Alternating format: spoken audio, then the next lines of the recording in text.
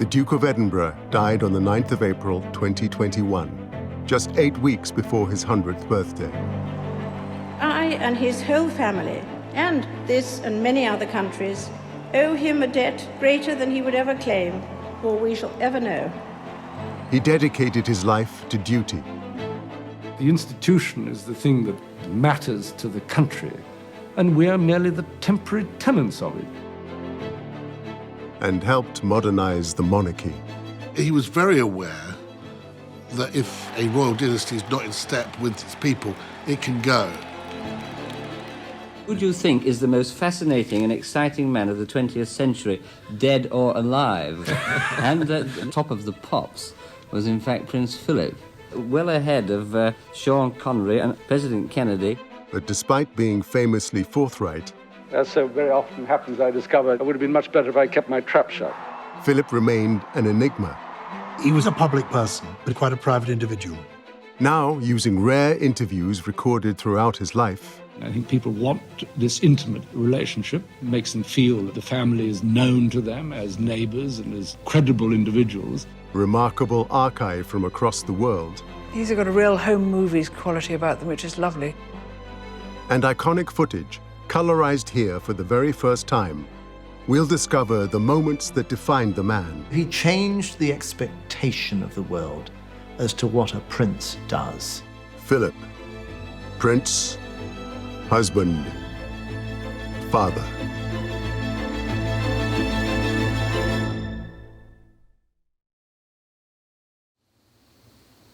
The heart of the world is thrilled by the prospect of one royal wedding with a genuine aura of romance. My goodness, they were young and beautiful, weren't they? Seen for the first time in color, this is the moment in 1947 the British public met the man who was to marry Princess Elizabeth.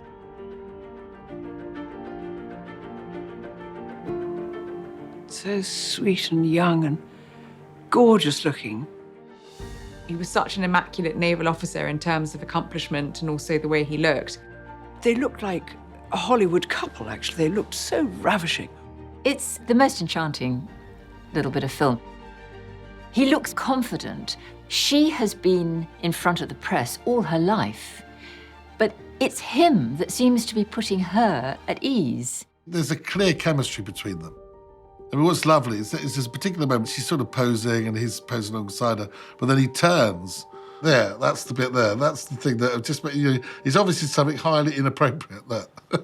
I mean, whatever he's saying, she finds it funny and then tries to keep it all together. But she clearly doesn't want to give anything away. It was, those of you who can remember it, a fairly drab world. The post-war recovery had hardly even begun, and practically everything was still rationed. Well, everyone seemed to think that our wedding was a very happy occasion and brought a little colour back to life after the dreary war years. At any rate, we certainly thought so.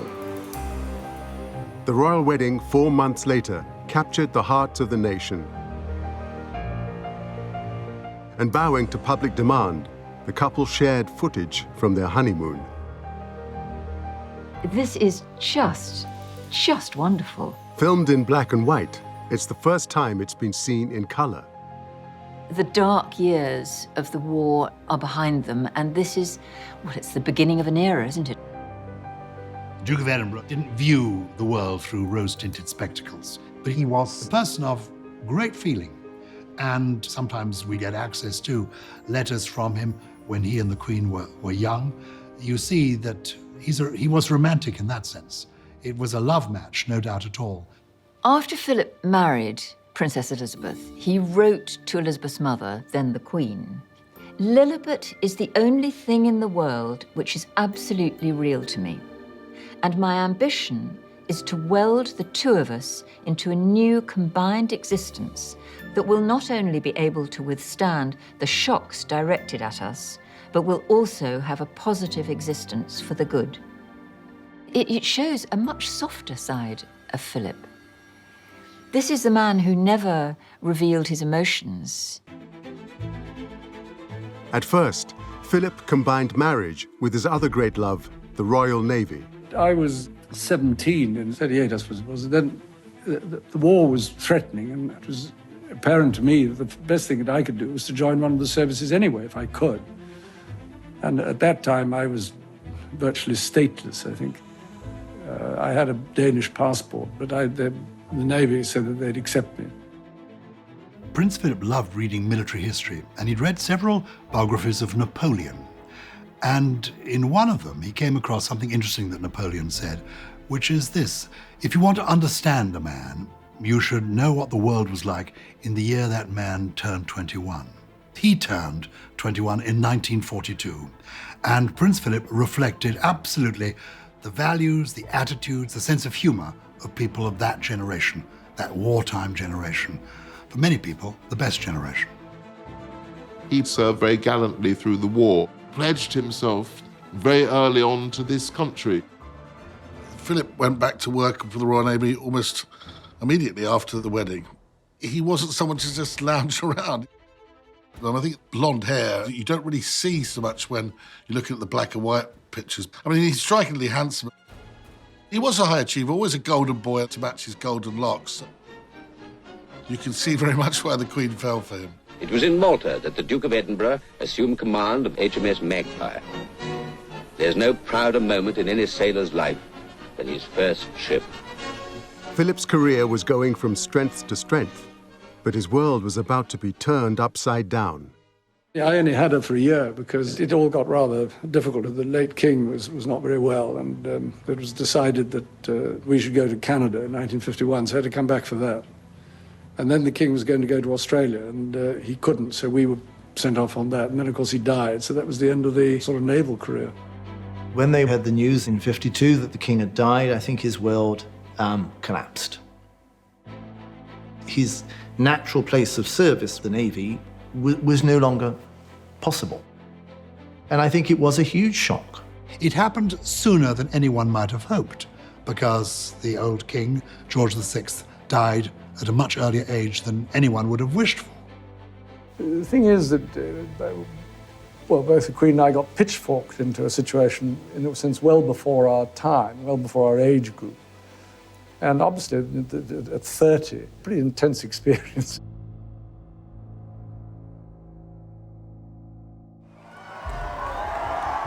When his wife went from princess to queen, Philip would have to put her job first for the rest of his life. He didn't have the easiest time in those early years because there was a man who was very much an alpha male, having courtiers thinking, who do you think you are? Philip wanted to shake up the whole of how Buckingham Palace was run, but there was fierce resistance. I think there was a long period, by that I mean sort of 3 or 4 years, in which honestly, he didn't quite know where he fitted in. So I think he was in a maelstrom of emotions and struggle and uncertainty. And I think he was a bit lost.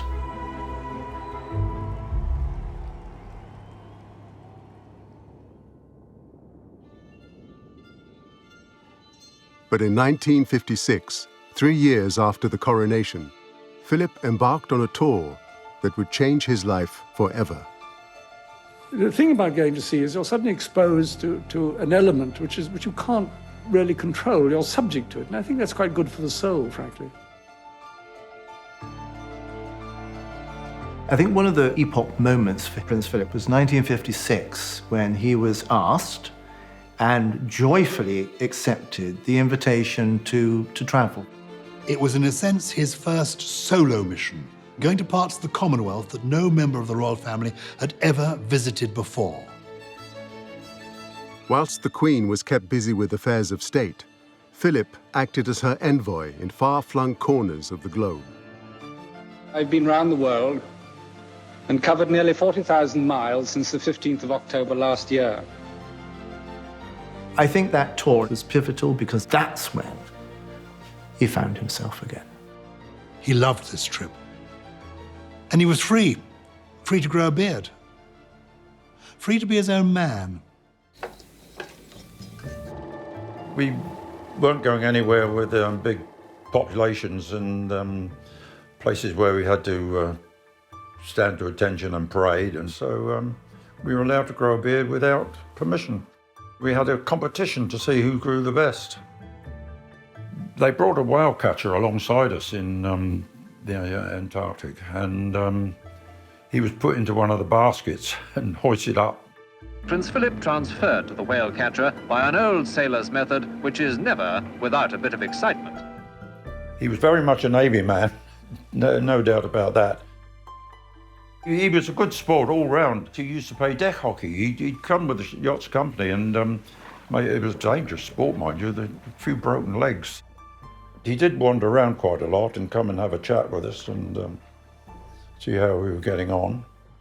But he was always working. He was reading or doing something. It must be so marvellous on these particular journeys, just to be free and in the open, wild, cold air. Stumbling across streams, taking your own camera with you. He took with him a Hasselblad camera, and he was fascinated by the birds and started taking lots of photographs of them. I think in that experience gave him that sense of how important it was to save this beautiful planet. That then drew him even closer to what would eventually end up as his role in the formation of the World Wildlife Fund. He was him himself. He wasn't 3 steps behind the Queen. And I think it gave him a sense of vocation. By Christmas 1956, Philip had been away from his wife and family for 2 months. For Prince Philip, Duke of Edinburgh, this was the farthest point of a 40,000-mile Commonwealth journey. A long way from home to spend Christmas. I know the Duke of Edinburgh was frustrated the way his 1956 Commonwealth tour on Britannia became controversial, because at the time, he was excited by it, thought he was doing something really worthwhile. He was going to be going to parts of the Commonwealth that no member of the British royal family had ever visited before. So he thought, I'm doing good stuff. And then to find that he was the subject of criticism for being so long away from home, it made no sense to him, partly because, of course, he was a naval man, and people in the Navy are used to long tours of duty. This was really what he'd been trained to do. So he found that frustrating. And then the whole story became about, where is Philip at Christmas? Why is he away? Philip was enjoying his freedom from palace life, but his long absence was attracting unwelcome attention. There were rumours in the press that there were problems in the royal marriage. That started really because there was an article related to many years earlier about his friendship with a theatrical star. Well, Prince Philip was very handsome. Obviously, before he married the Queen, he'd had girlfriends. You know, he had a reputation of being a ladies' man. It had nothing to do with what was going on at the time. The rumours were compounded by the fact that his right-hand man was caught up in a divorce scandal. A shadow falls on the last stages of the Duke of Edinburgh's tour. Lieutenant Commander Michael Parker, his friend and secretary, has resigned. Anything fresh and new, I'd give it to you, but I'm afraid I haven't. Well, Mike Parker was one of Philip's closest friends. They used to like to party together. And of course, when Mike's wife filed for divorce, what was becoming the story was, oh, well, there's a problem wrong in that marriage. Maybe there's a problem with the royal marriage. It grew to become so intrusive, the media, and the treatment of him was so rude and dismissive that it did hurt. In February 1957, Philip returned from the tour under a cloud of suspicion, and the world waited to see how the Queen would react. Within days, she showed the strength of their union by making Philip a prince. At the Mansion House, the Lord Mayor of London greets the Duke of Edinburgh. It is the Duke's first big public engagement since the Queen conferred on him the title of the Prince Philip, Duke of Edinburgh. I think he was very pleased that the Queen made him a Prince of the United Kingdom in recognition of the tour that he had just made. People don't realize that actually for 10 years he wasn't a prince at all. When he became a British citizen, he gave up being a Prince of Greece and became the Duke of Edinburgh. So she was saying, up yours to everybody else. The Queen was asserting Philip's importance to the country and to her, despite the gossip. The press had really blown it up into a major story, and it irritated the Duke. In fact, he made a speech sort of alluding to that a few days after he came back. The tour, says the Duke, naturally involved the personal sacrifice of being separated from his wife and children for a considerable time.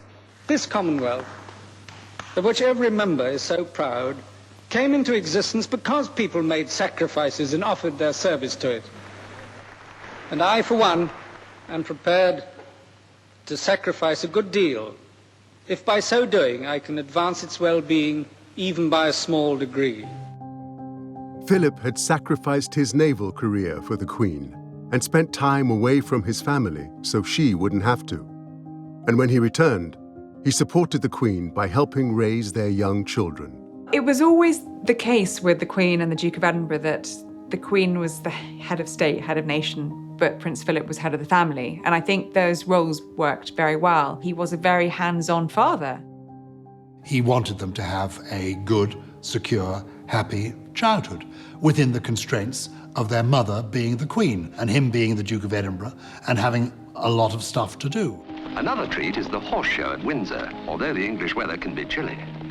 Oh, this is sweet. I've not seen this before. And there's Anne. Oh, look at her. Now that's interesting. This is him in a caring mode, and we don't tend to think of him as that much of a carer, making sure that Anne is warm enough. Very sweet. Philip was very good with his children. He could be quite a rough character. Charles was a very sensitive child, and Philip just didn't understand that. He was such a robust man himself. Philip really wanted his son, particularly, to be in his image, and he wasn't. The royal children are sturdy and encouraged to take the rough with the smooth. Prince Charles plays cricket and football, sails, swims and rides, both horse and bicycle. Philip was a natural sportsman. I think that he therefore thought that it would be a really good thing for his children.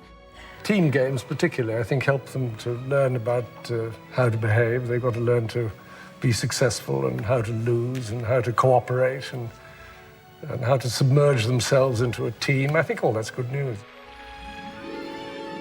Prince Philip was in charge of making all the decisions around schools. And, he was very keen that Prince Charles go to Gordonston. The Queen was less keen, but he had his way. The heir to the throne of England is to attend Gordonston, the alma mater of his father, Prince Philip.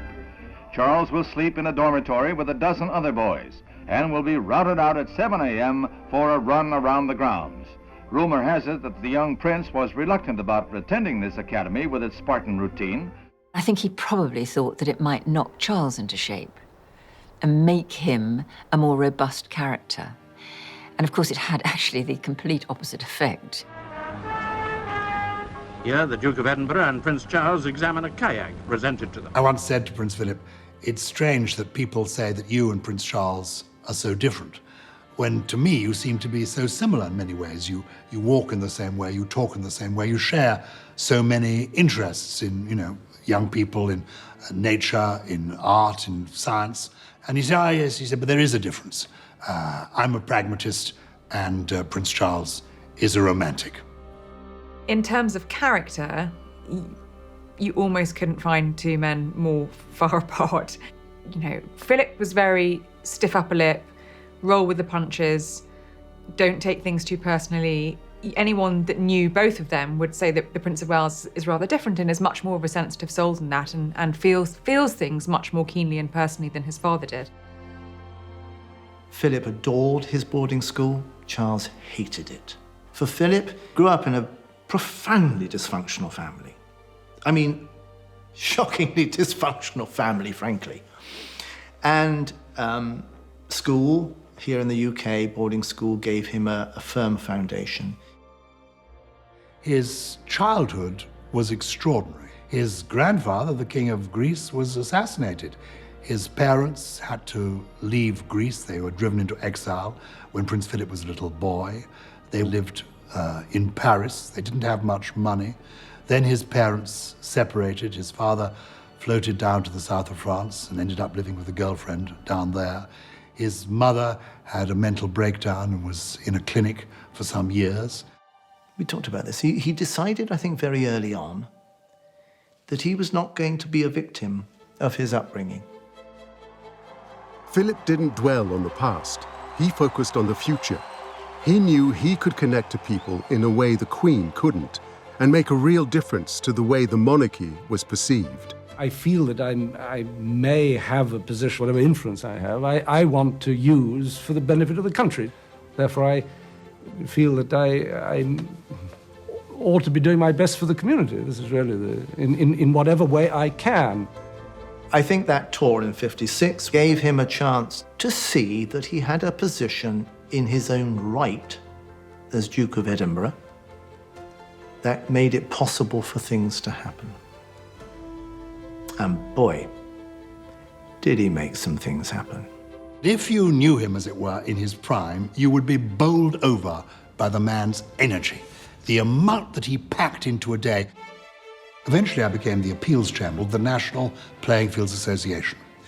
And what I liked about him was that he used to go into the office every day and run the show on a daily basis.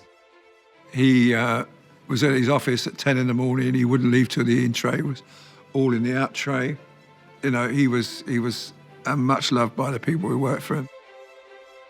Philip realized he could put his popularity to good use. The publicity which surrounds, let's say, a visit that I make isn't necessarily publicity about me, but it's about the thing which is being visited.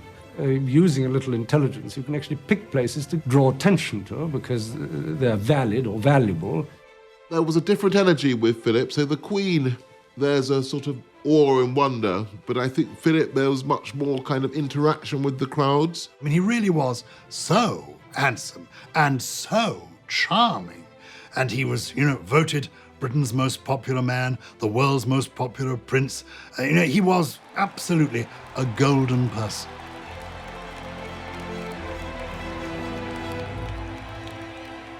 Philip loved pretty women. He was quite flirtatious. I don't think it necessarily meant anything. But it's another way of interacting with people, of putting people at their ease. Miss Muriel Roberts has worked with the company for 20 years. Prince Philip stops for a chat with her. He's utterly charming. Wherever he is, he just speaks to whoever he wants. He's egalitarian, I would say, utterly non-grand. One of the things that most surprised me, I grew up in a huge working class housing estate. I went to the local school. I never expected to be in a position of having this kind of friendship with a member of the royal family. Did it make any difference to him? Not an iota. And I think that people ought to be judged much more by what they are and how they behave than entirely on the basis of what they do to earn their living. The Queen had to maintain a degree of distance, but Philip realized the monarchy had to become more open and accessible. The essence of the monarchy is a very personal relationship. I mean, people respond to the individual as well as to the institution. And it only really functions if people know the members. He was very aware that if a royal dynasty is not in step with its people, it can go. He was the product of that in Greece, where he had to be exiled away. His father could have been executed. And so even though the royal family in Britain was fairly established, he realized that you've got to be in step with the people. And he was a driving force in maintaining their popularity. Who do you think is the most fascinating and exciting man of the 20th century, dead or alive, was the question. And at the top of the pops was, in fact, Prince Philip, well ahead of Sean Connery and President Kennedy. Philip knew the media was key to the monarchy's future. Since the first days of television, he realized it could help make the monarchy more accessible. He was the first member of the royal family to present a TV show in 1957. 40 minutes to get around the world. Well, it's going to be a bit of a rush. It may leave you a little bit muddled, but I hope at least that you'll have seen a number of places and a number of things that you haven't seen before. And in 1961, he became the first royal to give a television interview. In this country alone, I think there are something like 10,000 major occasions stunts have been organized. That's 5 million people on that calculation who are concerned with it in some way. Well, your mathematics are better than mine. I did it beforehand. Philip went on a one-man mission to raise the profile of the monarchy by making multiple television appearances. Our guest in Face the Press tonight has flown up here especially from London in order to take part in the programme. And he is His Royal Highness Prince Philip, Duke of Edinburgh. Tonight, television viewers all over Australia are invited to meet His Royal Highness, the Prince Philip, Duke of Edinburgh. He would argue, he would debate, and as you may know, Prince Philip has a certain reputation for being forthright. What did you have in mind about the South Wales valleys, or for that matter, the north? Are you Welsh? Well, originally, yes, long time But back. you've seen the South Wales? I have, and valleys? that's what I'd like to hear what you think about it. I mean, do you really think that we ought to do that sort of thing again? I don't. No. But Well, that's exactly what I meant. Prince Philip was a naturally forthright person. If he was asked a question, he gave an honest reply.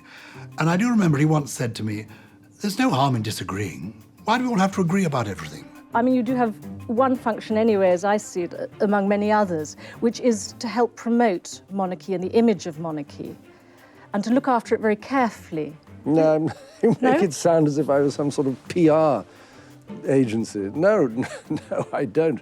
In fact, I'm very doubtful about the whole concept of deliberately trying to create an image, because I think that it's very easily rumbled. Some people thought that he was abrupt, brusque, rude. I don't think he ever meant to be. He was just being himself. Philip threw himself into engaging with the public. He's a great mover and shaker, and he was the first to say, let the light in on this. Let's film these things. Let's show people what it is.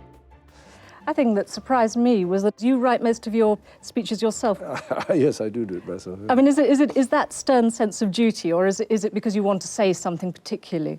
No, it's just, I don't know, it just seems to be the obvious way of doing it, I think. He realised that that was a way to connect with the public, because, you have to be relevant and you have to be known. How far can you go in your efforts to humanise, if you like, perhaps, and yet retain some of the mystique of the royal family? How far can you go towards meeting the people? Well, how far is far? I think you've got to strike a balance somehow. Or other. I think that what has happened anyway is that, particularly through the medium of this device, is that the whole thing has become much more intimate, in the sense people know each other very much better. I think people know us better, and we know people better. And I think people want this intimate relationship. It makes them feel that the family is known to them as neighbours and as credible individuals.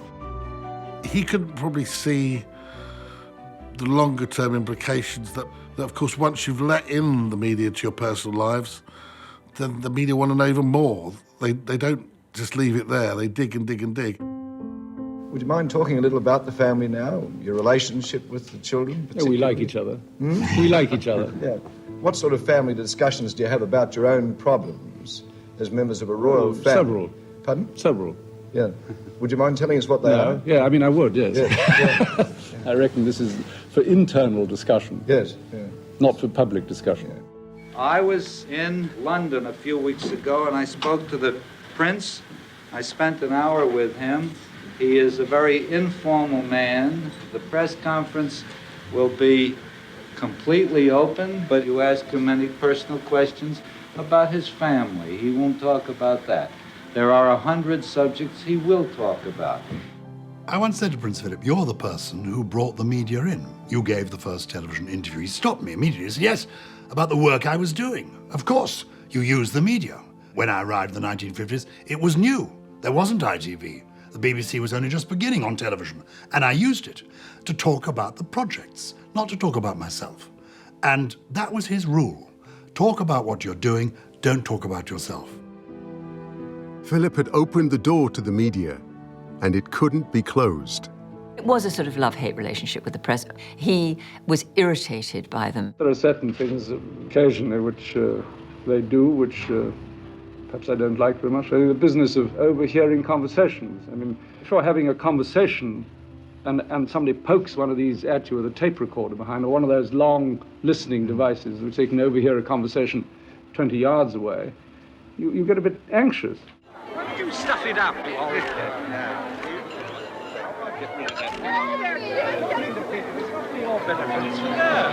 Take the bloody thing right out. Come on. Don't do that. Be kind to him.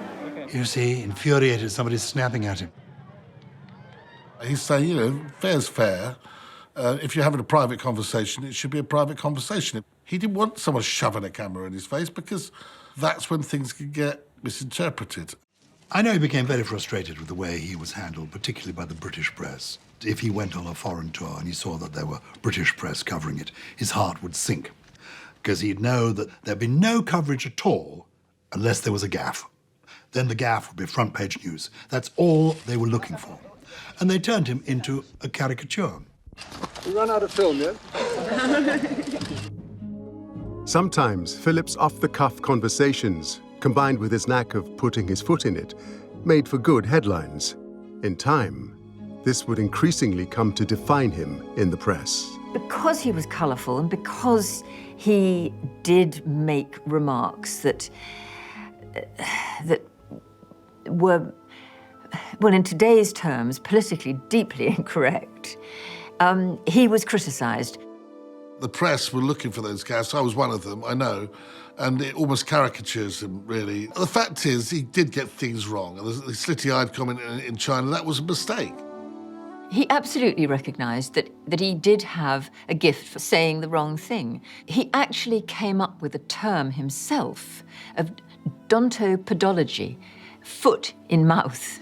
Obviously, I make mistakes, good heavens. I'm not pretending I don't. Yes. As so very often happens, I discovered it would have been much better if I kept my trap shut.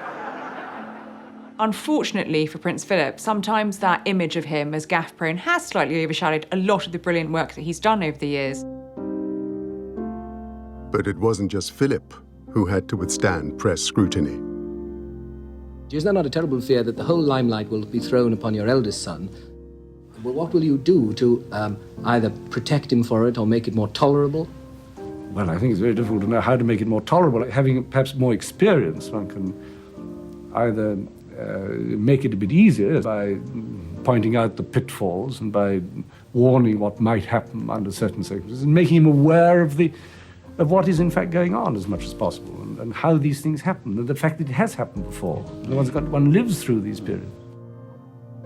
He knew that to find yourself in the newspapers, accused of all sorts of things, criticised for all sorts of things, you need to be quite a tough character to survive that. And I suspect he thought that Charles would find it really difficult. I don't think anybody could have foreseen what happened in the 80s and 90s. By the early 90s, the press frenzy that surrounded his son's failing marriage reached fever pitch. Prince and Princess of Wales put on brave faces again today during their South Korean tour. It's the media that's causing the problems and the reporters. Leave them alone. Well, they've got problems like everybody else, but I think it's time everybody left them alone. Paparazzi. I don't think they were called that when he was first the victim of it. But when it came to his children and grandchildren being photographed with long lenses, I mean, he found it despairing. I think the only two aversions I have is to the gossip writer who doesn't really bear much relation to fact and is not intended to be particularly constructive, and to the keyhole cameraman who is, in a sense, trying to find something out of the ordinary with which to titillate his customers. I think it has been extraordinarily difficult, and I think he watched the destruction of parts of his family, Princess Diana in particular, who he was very, very fond of, very gentle towards. He tried to help her fit into this weird family. He was a kind of outsider himself who had made it in, but knew the kind of vicious sharks that swim around the royal family and that are ready to pick you off if they can and deride and mock. I think it depressed him that, as he put it to me once, the press turned the royal family into a bit of a soap opera. Prince Philip knew that, if you're doing something wrong, such as having adulterous affairs, then the press are likely to find out about it. And under the new no-holds-barred press of the 80s and 90s, they were going to put it in the paper. He didn't like the press. He didn't particularly have any affection for the journalists either. Far from it. But he knew they had a job to do. It was up to his family to not give them those opportunities to write about them. I would have thought Philip was pretty horrified by Charles admitting his adultery to Jonathan Dimbleby. So many of the stories that came out during that period were so damaging, not just to the individuals, but also to the integrity of the monarchy, which Philip and Elizabeth had worked so hard over so many years to get right. He grew to become deeply saddened and distrustful. I remember when Prince Philip and I went to northern Greece. It was the week in which those very distressing photographs of Fergie and her financial advisor and the toe-sucking incident had come up. And he had been hounded by the media, but we shook them all off. And he was in the most appalling mood on the ferry back. He was going back to this rough old world. But worse was yet to come.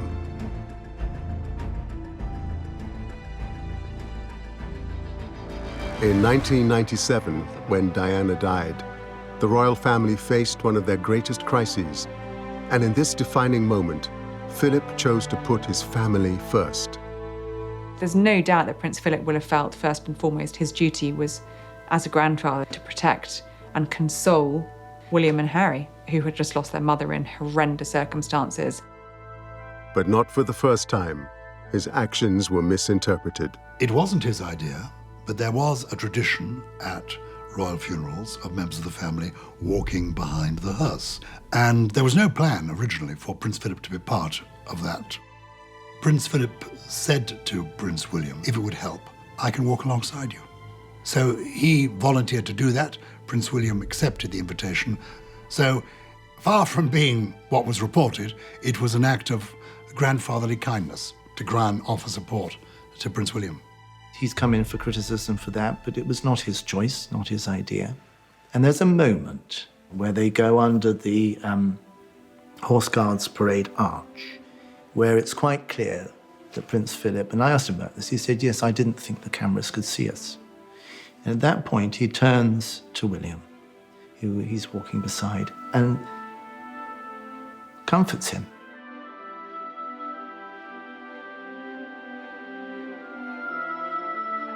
And you've just got to watch that moment and realize here is a grandfather who is trying to help his young, very vulnerable grandson struggle through this awful, awful moment.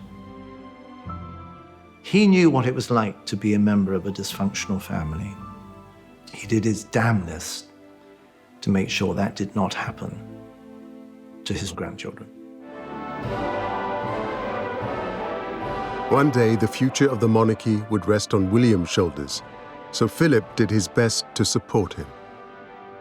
I think with William, it's down to the Queen and Prince Philip actually realizing here was someone who could go off the rails, who was at danger of a life that could become badly disorientated because of what he'd been through. And they gave him a firm and solid foundation. And there's the fruits to this day. I think William and Harry's relationship with Prince Philip has always been very important to both of them in terms of, William has spoken a lot about the sense of duty that he has watched and inherited from his grandparents. And, you only have to look at what William and Harry are incredibly interested in terms of their public-facing work. Conservation of the environment, which, yes, of course, is inherited from the Prince of Wales, but it comes from the Duke of Edinburgh. Those things he was interested in for years have become the cornerstones of his grandchildren's work now. In 2017, Prince Philip decided it was time to hand over to the next generation, and he surprised the world by retiring from public life. Prince Philip's final official engagement with the Royal Marines on the forecourt of Buckingham Palace had a lot of people sort of hairs on their arms because everything about that day represented everything brilliant about Philip. It was pouring with rain. It was awful conditions for someone in their 90s to come out, but out he came in his mac and his bowler hat. I think that image of him, doffing his hat was just so poignant and moving. I think people got a sense then of, what we were losing. The last time I went to an official event with the Duke of Edinburgh, he came into the room and he ran towards the dais and jumped up onto it and began speaking. He was in his early 90s. He had essentially done 70 years of service. And I think the Queen thought, well, actually, why doesn't he take some time off? Why doesn't he do his own thing for a while? And he agreed. If the Queen was happy for him to do that, he said he would, and he did.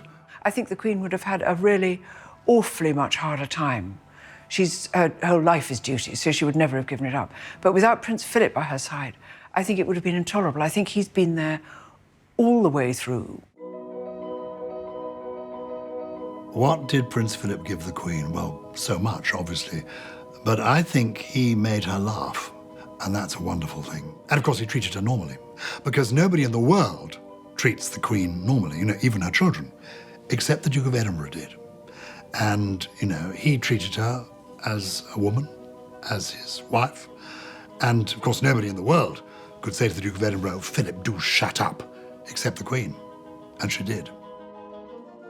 All too often, I fear Prince Philip has had to listen to me speaking. Frequently, we have discussed my intended speech beforehand, and as you will imagine, his views have been expressed in a forthright manner.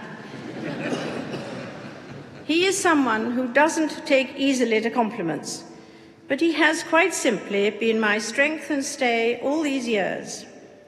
And I and his whole family, and this and many other countries, owe him a debt greater than he would ever claim, or we shall ever know.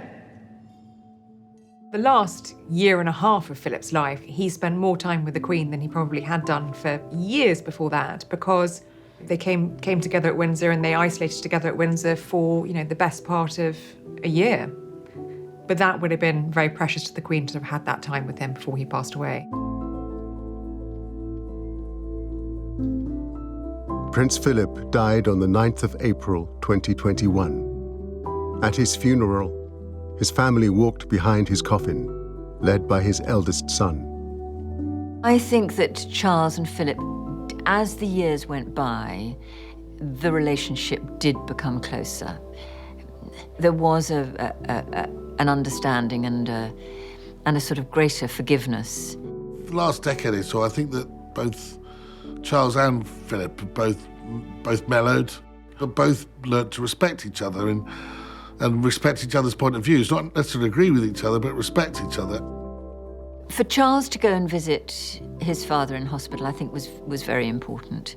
It was a handing on of the baton, but I suspect that it was a healing process as much as anything else. After all these years of discord between them, I would think it was a very loving moment and an important moment for both of them, actually. As you can imagine, my family and I miss my father enormously. He was a much-loved and appreciated figure.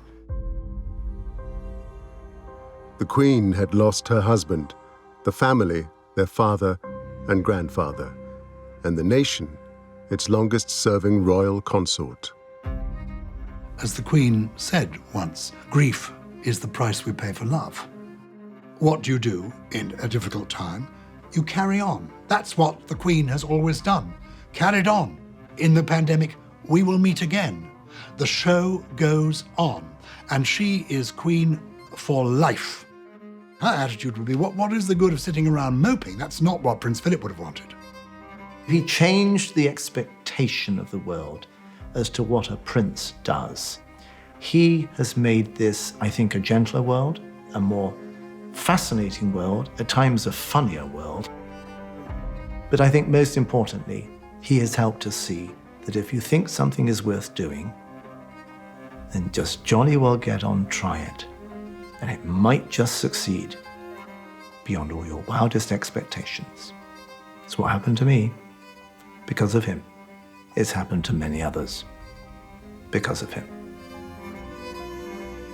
Well, I never thought of it as a role. I mean, it's just a way of life. I mean, it's just, I just got on with what seems to be the sensible thing to do under the circumstances.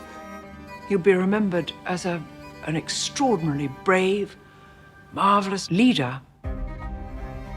His view of life was look up and out, not down and in. There was no way I could say to him, what is your legacy? Because he would just go, I haven't done anything. It's all the others. I think if he knew this programme was being made, he'd go, what on earth for? What on earth for? What's there to say? Another stupid program made by parents. Can't you live your own life? That's what we're saying. Why aren't you living your own life? Why aren't you living your own life? What have you done this year? That's what he's saying to you. Saying at least the cameraman's keeping quiet. That's what he's saying. What would you like to be remembered for? Well, it doesn't really concern me very much because when I drop dead, I mean, I'm not going to be around to find out what people do remember, so it doesn't really bother me all that much. Isn't there anything, though, that you're particularly proud of having achieved?